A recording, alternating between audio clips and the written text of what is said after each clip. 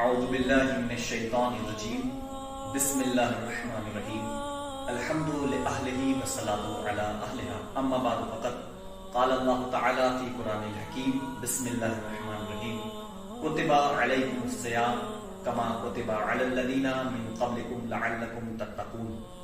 سلام بر ماہ خدا، سلام بر ماہ سیام، سلام بر ماہ رمضان، سلام بر ماہ قیام. مومنین کرام السلام علیکم ورحمۃ اللہ. سب سے پہلے میں اس ماہ مبارک، اس ماہ عظیم کی مبارکباد پیش کرتا ہوں اور آپ تمام مومنین کی خدمت میں اس عید الفطر کی بھی مبارکباد پیش کرتا ہوں. موضوع بحث یہ ہے کہ ہم اس ماہ مبارک کو کیسے الوداع کہیں، کیسے توڑیے رمضان کریں. ہم نے امام جعفر صادق علیہ السلام کی ایک روایت سے استفادہ کیا ہے کہ جس میں ابو بصیر نے امام سے نقل کیا ہے کہ ماہ رمضان کو کیسے الوداع کہیں.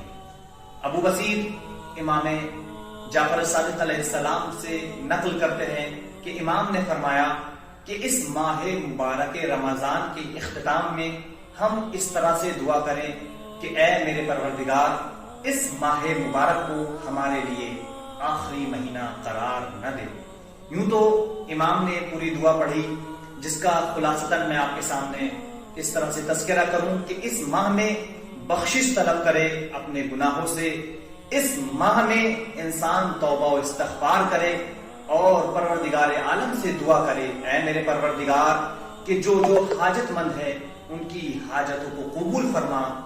جو مومنین اس ماہ میں بخشش طلب کرے گا یقیناً اس ماہ مبارک کے وسیلے سے خداوند عالم اس کے تمام گناہوں کو معاف کر دے گا. یہ وہ باعظمت مہینہ ہے کہ جس کے بارے میں پیغمبر نے فرمایا قد اقبل الیکم شہر اللہ بالبرکۃ والرحمۃ والمغفرہ. بتحقیق تمہاری طرف ماہ خدا آ رہا ہے برکت کے ساتھ، رحمت کے ساتھ، مغفرت کے ساتھ. لہذا ہم نے اس ماہ سے استفادہ کیا اور ہم اس ماہ میں اپنے گناہوں کی بخشش طلب کر رہے ہیں. اے میرے پروردگار، ہمارے تمام تر وہ گناہ جن کو ہم جانتے ہیں اور جن کو نہیں جانتے ہیں معاف فرما. رسول خدا صلی اللہ علیہ وآلہ وسلم سے ایک دوسرے مقام پہ مروی ہے کہ اصحاب کرام کو پیغمبر آخر نے طریقہ بتایا کہ ہم کس طرح سے ماہ رمضان کو وداع کریں. پیغمبر نے فرمایا اے اصحاب کہ تم اس ماہ میں دعا کرو اے میرے اللہ اس ماہ کو ہمارا آخری مہینہ قرار نہ دے.